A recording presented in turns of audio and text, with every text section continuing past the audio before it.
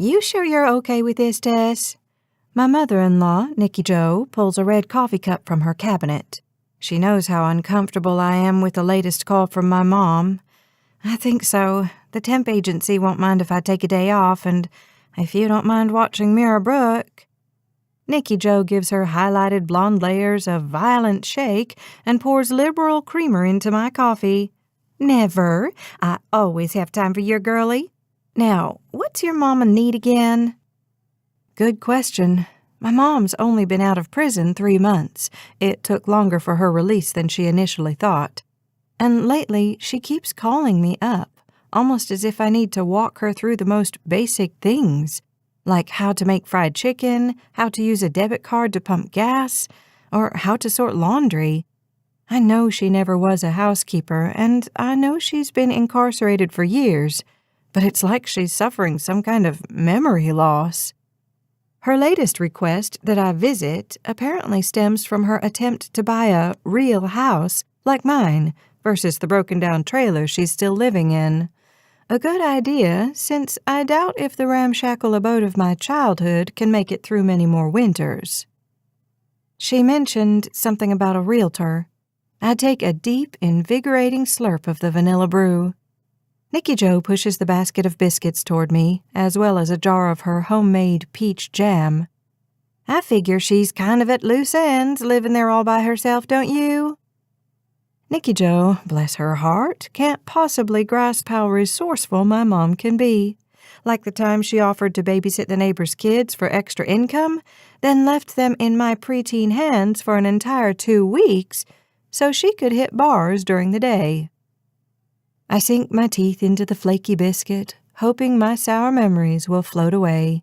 Mira Brooke squeals in the living room where she's playing with my brother-in-law, Petey. Maybe, I mumble. Nikki Jo leans across the table. Her hazelnut gaze flits over my face.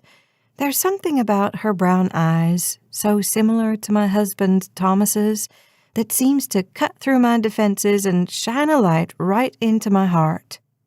She pats my hand. I know you're nervous, hon, but Thomas said Pearletta has changed. Whether Pearletta Vee Lily has changed or not remains to be seen, and I really wish I didn't have to be the one to see it. Thomas gets home at 9, just as I'm pulling on my PJs. Although we'd hoped his hours would be shorter with his new prosecuting attorney position, he's actually been staying later. He pulls off his shirt and tie, then gives me a suggestive look and flexes his tricep. I'm too stressed to take his haughty bait. Hun, I'm driving over to Boone to see my mom tomorrow, so I need to get some sleep. Your food's down on the stove. He clasps his chest. Shot through the heart, babe, but I might survive. He strides over and strokes my hair out of my face. His strong hand presses into my lower back, and he pulls me into a tight embrace. You just smell so clean and fruity and delicious. His lips close over mine, and by the time he releases me, I give a little gasp. He gives a triumphant grin.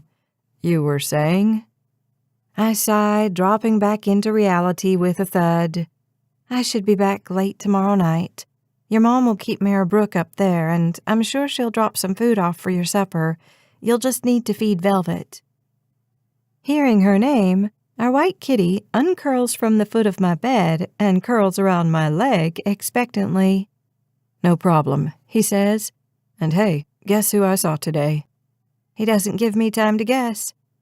Detective Tucker, or I guess you know him as Zeke. Thomas still can't believe his superhero homicide detective lets me call him by his first name. Well, I guess if you'd helped him catch a serial killer, he might let you call him Zeke too. Very funny. And by the way, don't be doing that again. Not in my plans, for the rest of my life.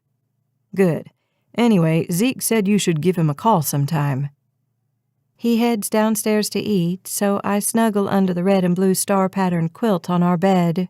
Nikki Jo gave this to me, quilted by her grandmother, and every time I lie on it, I feel like I'm part of something bigger than myself, something stable.